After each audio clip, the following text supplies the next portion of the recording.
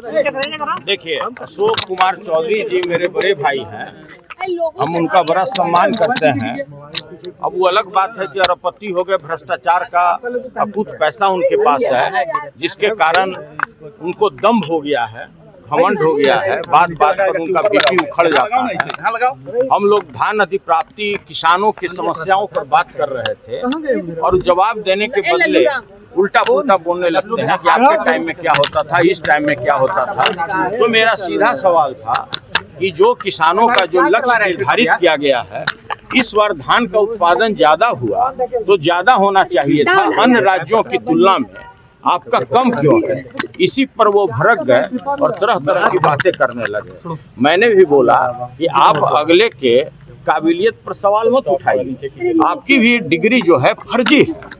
आप अशोक कुमार चौधरी के नाम पर अपॉइंटमेंट लिए हैं और आपने जो रिसर्च किया है, आपका नाम है अशोक कुमार, तो इसलिए ये सब राज की बात है, राज रहने दीजिए, पर्दा न उठाओ, समझे ना। पर्दा खुल गया तो वही बात हुआ।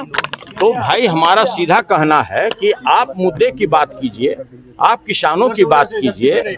आप भ्रष्टाचार से कुछ संपत्ति कमा लिए और ये हम नहीं बोल रहे हैं, ये एक पार्टी के जो मुखिया हैं लगातार आपके बारे में प्रूफ के साथ बोलते रहे।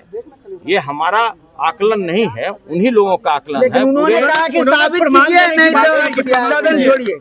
नहीं, अगर हमने गलत बोला है तो उनको मेरे ऊपर एफआईआर कराना चाहिए। देखिए, ऐसा है कि गलत होता है, 2 जोड़ 2 4 होता है, 5 नहीं हो सकता है।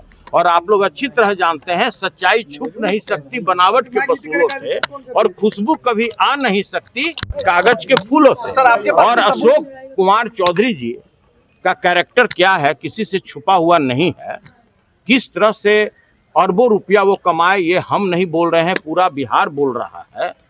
किस तरह से भ्रष्टाचार से उन्होंने संपत्ति अर्जित की। तो भाई इसका मतलब ये नहीं ना है कि आप विपक्ष को बात बात पर आप जलील करना चाहिएगा, ये आपका चीज है। आप में दम्भ अगर आ गया है तो आप कहीं और दिखाइए, सबके साथ तो चल नहीं सकता है ऐसा ना। हम लोग सदन में आए हैं किसानों के समस्याओं को पूछने के लिए, दलितों के समस्याओं को बताने के लिए, जो बाहर में जो लगातार हत्या हो रहा है, रेप हो रहा है, उस समस्या को रखते हैं कि इसका निदान कैसे हो। तो भाई हम लोग की जो भी हम लोगों का मुद्दा होता है जनहित में होता है, और आप बात पर आप लड़ाई पे उतारू होते हैं, तो यह किसी भी दृष्टिकोण से उचित नहीं है। आपके पास भी कोई प्रूफ है सर उनके खिलाफ, उनके डिग्री को लेकर या देखिए, ऐसा है कि बिना प्रूफ का हम कोई बात नहीं करते। अभी सदन में यह बात आया कि भाई खुले रूप से एफआरके में 40 रुपया पर किलो के दर पर रिश्वत मांगी जा रही है।